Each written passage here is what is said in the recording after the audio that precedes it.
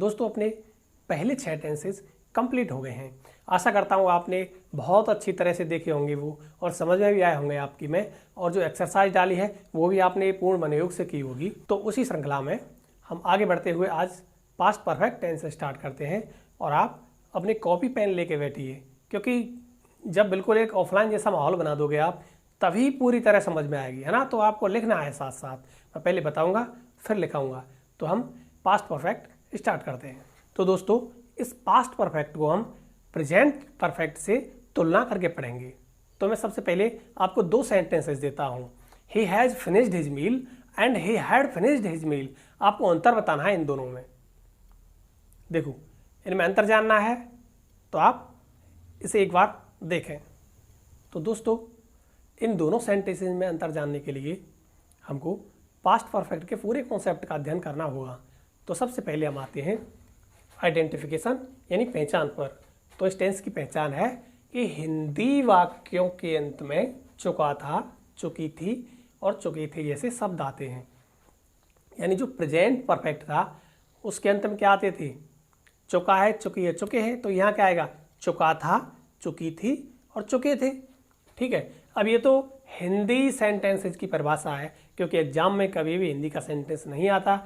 आप जो ट्रेडिशनली पढ़ते आ रहे हैं अपने बुक्स वगैरह से, तो उसे देखते हुए मैंने लिख दिया है। जो ऑथेंटिक डेफिनेशन होगी, जो ऑथेंटिक कॉन्सेप्ट है इस टेंस का, वो है कि भूतकाल में किसी काम का समाप्त हो जाना इस टेंस के द्वारा व्यक्त होता है। ठीक है। यानी कोई काम भूतकाल में संपन्न हो चुका है, हम अब बोल रहे हैं, और वो अब से कुछ घंटे पहले, कुछ मिनट पहले या कुछ महीने या साल पहले समाप्त हो चुका है। तो वो कौन सा टेंस होगा, वो पास्ट परफेक्ट टेंस होगा। अब दोस्तों हमने प्रेजेंट परफेक्ट में भी पहचान लिखाई थी कि भूतकाल में किसी काम का समाप्त हो जाना, और पास्ट परफेक्ट में भी यही है कि भूतकाल में किसी काम का समाप्त हो जाना, है ना। तो अंतर क्या होगा, एक तो ये कि जो प्रेजेंट परफेक्ट होगा उसका प्रभाव, प्रेजेंट परफेक्ट टेंस में जो काम संपन्न हुआ है उसका प्रभाव वर्तमान तक दिखाई देगा। ठीक है, इसका प्रभाव नहीं देगा। अच्छा एक चीज़ और है, जो पास्ट इंडेफिनिट था उसका, जो पास्ट इंडेफिनिट था ना, उसमें भी काम भूतकाल में समाप्त हो चुका होता है। तो 3 टेंस हो गई जहाँ काम भूतकाल में समाप्त हो चुका होता है। पहला प्रेजेंट परफेक्ट, दूसरा पास्ट इंडेफिनिट और तीसरा पास्ट परफेक्ट, है ना। अभी तुलना बता दूंगा इन दोनों में। इस टेंस को आगे समझें। नोट लगा के लिखना है आपको कि एकमात्र एक्शन के लिए इस टेंस का प्रयोग नहीं होता है ना। और यहाँ से आपकी वो क्वेश्चन वाली बात सॉल्व हो गई थी। अभी मैंने 2 सेंटेंसेस दिए थे कि he has finished his meal and he had finished his meal, है ना। अब बताओ कौन सा सही है, he has finished his meal सही है, he had finished his meal कुछ नहीं होता, क्योंकि जो पास्ट परफेक्ट है ना, एक एक्शन के लिए नहीं होगा। एक सेंटेंस में 2 सेंटेंस दिए होंगे, 2 क्लॉज दिए होंगे, तब वहां पास्ट परफेक्ट लगेगा, है ना। 2 सेंटेंस दिए होंगे, एक सेंटेंस में 2 क्लॉज दिए होंगे, दोनों पास्ट में होंगे। एक काम पहले हुआ होगा, एक काम बाद में हुआ होगा, है ना। जैसे मैं कहूँ कल मैं बाजार गया, बाजार से मैंने ये बुक्स खरीदी, ये सामान खरीदा, फिर जब मैंने मेरा पर्स देखा तो मुझे पता चला कि मेरा पर्स तो घर ही रह चुका था, है ना। तो यहाँ सबसे पहले एक काम हुआ है कि मैं पर्स को घर भूल गया हूँ। उसके बाद क्या हुआ है कि मैं बाजार जाके बुक्स खरीदी हैं। तो एक काम तो पास्ट में हुआ है बुक्स खरीदने का, लेकिन पर्स को भूल जाने का काम पास्ट के भी पास्ट में हुआ है।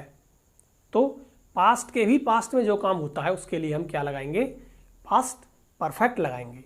ठीक है। तो आप लिख सकते हैं इस टेंस को past of the past tense कहते हैं। दोस्तों अब हम बात करते हैं हेल्पिंग वर्ब की। तो इस टेंस की जो हेल्पिंग वर्ब है वो हैड होती है, हैड, है ना। प्रेजेंट परफेक्ट में होती है हैज, हैव, और पास्ट परफेक्ट में हैड। जो हैव होती है ना, हैव की सेकंड और थर्ड फॉर्म हैड होती है, क्योंकि हैव एक मेन वर्ब भी है। तो हैव, हैड, हैड।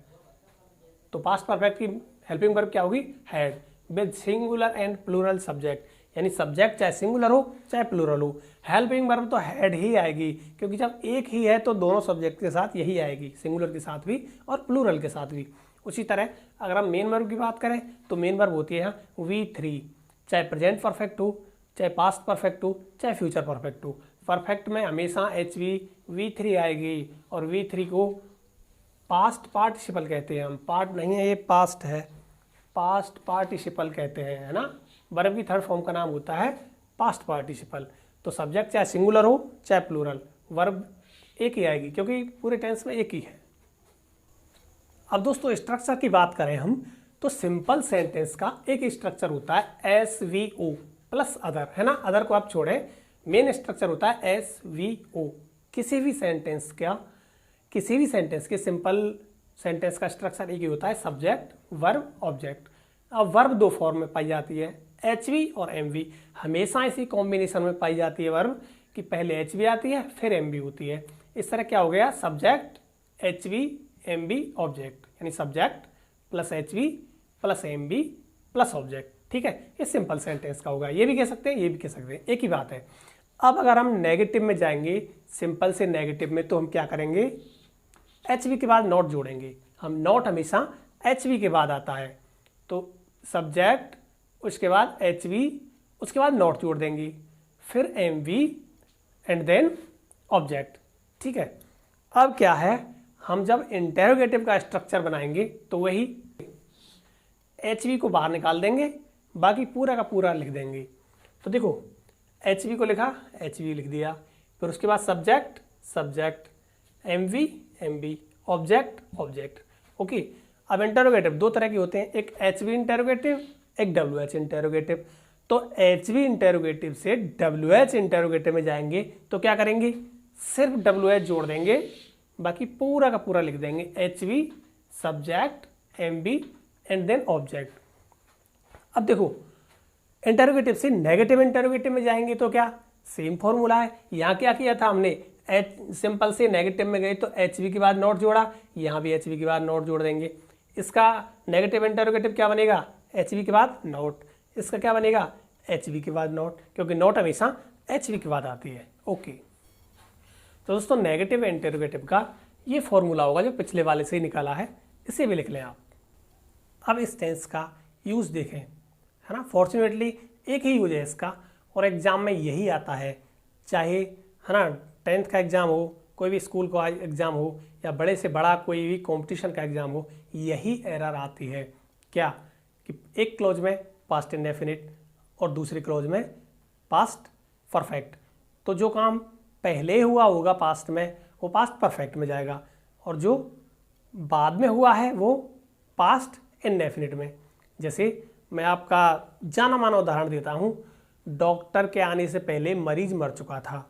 ठीक है, तो यहाँ दो एक्शन हो रहे हैं। मैंने बताया पास्ट परफेक्ट का यूज होगा जब एक सेंटेंस में दो सेंटेंस या क्लॉज होंगी। तो डॉक्टर के आने से पहले मरीज मर चुका था, तो यहाँ दो काम हुए हैं, डॉक्टर का आना, मरीज का मरना। तो पहले काम कौन सा हुआ है, हालांकि डॉक्टर के आने से पहले मरीज मर चुका था, तो यहाँ क्या है, दोनों ही पास्ट में हुए हैं, है ना। लेकिन पहले काम क्या हुआ है, पहले मरीज मरा है ना, तो मरीज के मरने वाला काम पास्ट परफेक्ट में, उसके बाद डॉक्टर आया था तो वो जाएगा पास्ट इंडेफिनिट में। इसी बात को मैंने यहाँ परिभाषा के तौर पर लिखा है, the action which is completed first, जो काम पहले हुआ है ना। एक्शन का मतलब है यहाँ कोई भी काम, वर्ब है, सेंटेंस के अकॉर्डिंग कहें तो जो पहले हुआ है is in the past perfect tense, वो तो बनेगा पास्ट परफेक्ट टेंस में, है ना। एंड द अदर, और जो दूसरा वाला काम है is in the past simple, वो पास्ट सिंपल में बनेगा। पास्ट सिंपल का मतलब पास्ट इंडेफिनिट, है ना। सिंपल और इंडेफिनिट का मतलब एक ही होता है, प्रेजेंट सिंपल कैसे कह लो, है ना, या फिर प्रेजेंट इंडेफिनिट कह लो, पास्ट सिंपल कह लो, या पास्ट इंडेफिनिट कह लो। अब इसी बात को मैंने हिंदी में एक ट्रिक के तौर पर लिख दिया है कि पहले पूरा होने वाला काम अगर दिया होगा सेंटेंस में तो कौन सा लगेगा, पास्ट परफेक्ट लगेगा उस वाले, है ना। और बाद में पूरे होने वाला काम जिस क्लॉज में होगा वो बनेगा पास्ट इंडेफिनिट में। अब मैंने उसी ट्रिक को एक एग्जाम बेस्ड ट्रिक में बदल दिया है। आपको एग्जाम में क्या है, इस तरह दिया होगा, है ना, एक सेंटेंस होगा बड़ा, उसमें 2 सेंटेंस होंगे, तो या तो इधर पास्ट परफेक्ट होगा और इधर खाली दे देगा, है ना, पास्ट इंडेफिनिट, या फिर इधर पास्ट इंडेफिनिट और इधर पास्ट परफेक्ट। अब इन दोनों में से किसी एक को वो क्या है, ब्लैंक कर देगा, एक की जगह ब्लैंक कर देगा, या इन दोनों में से किसी एक को ब्लैंक में भरवा लेगा आपसे। अब है ना, छोटे लेवल पे एक चीज होती है कि कंजंक्शन दिया होता है यहाँ व्हेन या बिफोर, ठीक है, और यहाँ आफ्टर दिया होता है ना, ये कंजंक्शन है। यहां भी इन दोनों में से कोई एक कंजंक्शन आता है। समझ में आ रहा है? आपको एग्जाम में क्या देगा, इस वाले क्लॉज में पास्ट परफेक्ट दे देगा, व्हेन दे देगा, या फिर बिफोर दे देगा, इसको खाली छोड़ देगा, या इसको देके इसको खाली छोड़ देगा, आपको पहचानना है, ठीक है। या फिर इधर पास्ट इंडेफिनिट देगा और आफ्टर देगा, इसे खाली छोड़ देगा, या आफ्टर और पास्ट परफेक्ट देके इसको खाली छोड़ देगा, है ना। और जब पिछला वीडियो देखा हो तो उसमें भी लिखाई थी मैंने, व्हेन के बाद हमेशा V2 आती है, वही तो है यहाँ पास्ट इंडेफिनिट, है ना। पास्ट इंडेफिनिट वर्ब की कौन सी फॉर्म, V2, परफेक्ट में V3। तो ये ट्रिक भी लगा सकते हैं आप, सेंटेंस में ये दिया हुआ है, व्हेन दी हुई है, तो आपको पता है व्हेन के बाद V2 आती है, बिफोर के बाद V2 आती है। एक और लिख लें नोट लगा के, आफ्टर के बाद हमेशा हैड प्लस V3 आती है, ओनली V3 नहीं आएगी। आप कहेंगे हैज है प्लस V3 ना, हैड प्लस V3, क्योंकि आफ्टर के बाद क्या है, पास्ट परफेक्ट ही आता है। इससे सिंपल ट्रिक कुछ नहीं हो सकती। अब दोस्तों हम उदाहरणों को लेते हैं, है ना, और उदाहरणों के लिए मैंने आपके हिंदी ट्रांसलेशन को नहीं चुना है, क्योंकि हिंदी ट्रांसलेशन पढ़ाना 5वीं 6वीं क्लास के बच्चों का काम है। आपको जब एग्जाम में आएगा ना तो इंग्लिश के सेंटेंसेज आएंगे, वहाँ ट्रांसलेशन नहीं आएगा, और भविष्य में भी जब भी आगे किसी भी बड़े एग्जाम में आपको टेंस आएंगे तो वो इंग्लिश में ही आएंगे, और वही तरीका मैं यहाँ अपना रहा हूँ। मान लो एग्जाम में आया है the patient had died before the doctor blank, कोष्टक में वर्ब लिखी हुई है कम, कैसे पहचानोगे आप, है ना।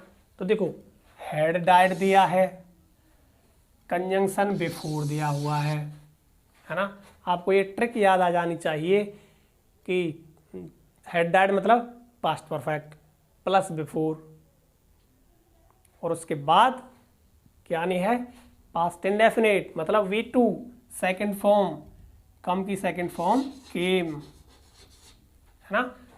तो पास्ट परफेक्ट है, बिफोर है, तो क्या आएगा, V2 आएगी, पास्ट इंडेफिनिट आएगा। या फिर सीधे तौर पर आप ये कह सकते हैं कि बिफोर के बाद V2 ही आएगी, बिफोर के बाद पास्ट इंडेफिनिट, पास्ट सिंपल, क्योंकि मैं आपको रूल लिखा चुका हूं पहले, सिंस के बाद, एज के बाद, व्हेन के बाद और बिफोर के बाद हमेशा V2 यानी पास्ट इंडेफिनिट। सेम कंडीशन यहाँ है। अब यहाँ देखें आप, इसी सेंटेंस को मैंने पलट के लिख दिया है, द डॉक्टर केम, डॉक्टर आया after the patient blank full stop और डाई। आपको याद आ जाना चाहिए V2 मतलब वर्ब की सेकेंड फॉर्म, पास्ट इंडेफिनिट, उसके बाद कंजंक्शन आफ्टर, ठीक है, और उसके बाद क्या आएगा, या तो सीधा कर ले आप, हेड के बाद वो आफ्टर के बाद क्या आता है, पास्ट परफेक्ट मतलब हैड प्लस V3, तो हैड प्लस V3, डाई की सेकेंड थर्ड फॉर्म डाइड। या फिर आपको ये याद आ जाना चाहिए कि एक में पास्ट इंडेफिनिट है, फिर कंजंक्शन दिया हुआ है तो पास्ट परफेक्ट। दोस्तों अब कुछ और एग्जांपल्स लेते हैं। The train blank from the station when I reached, है ना, वर्ब है डिपार्ट। मान लो आपको डिपार्ट का अर्थ नहीं आता है, फिर भी कैसे भरेंगे, हालांकि मैं बता देता हूँ, डिपार्ट का मतलब होता है प्रस्थान करना या जुदा होना, है ना।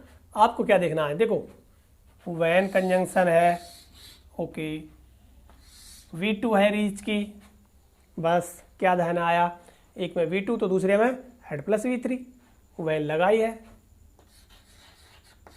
Head plus V3 departed. बिल्कुल जनरल सी एरर है जो बहुत ज़्यादा बार पूछी जाती है, ये बहुत ही इंपॉर्टेंट है ये। आई blank after the train had departed from the station, और कोष्टक में वर्ब है रीच, रीच भरनी है ना। तो आपको देखो हैड डिपार्टेड दिया है, ओके, कंजंक्शन आफ्टर दिया है, बस क्या ना है V2, रीच की सेकंड फॉर्म भर दो RECHED। Okay next, I had reached my home before it blank raining start. Hindi अर्थ भी नहीं करना हमको, स्टार्ट वर्ब भरनी है ना। तो हैड प्लस V3 है, मतलब पास्ट परफेक्ट है, कंजंक्शन बिफोर है, तो क्या आएगा, एक में पास्ट परफेक्ट तो दूसरे में पास्ट इंडेफिनिट। पास्ट इंडेफिनिट का मतलब V2, वर्ब की सेकंड फॉर्म, स्टार्ट की सेकंड फॉर्म स्टार्टेड। आप सीधा देख सकते हैं, बिफोर दिया है तो बिफोर के बाद तो वर्ब की सेकंड फॉर्म ही आनी है ना। ये भी कर सकते हैं आप। Okay, thank you. ज़्यादा से ज़्यादा शेयर करना है इस वीडियो को। ओके।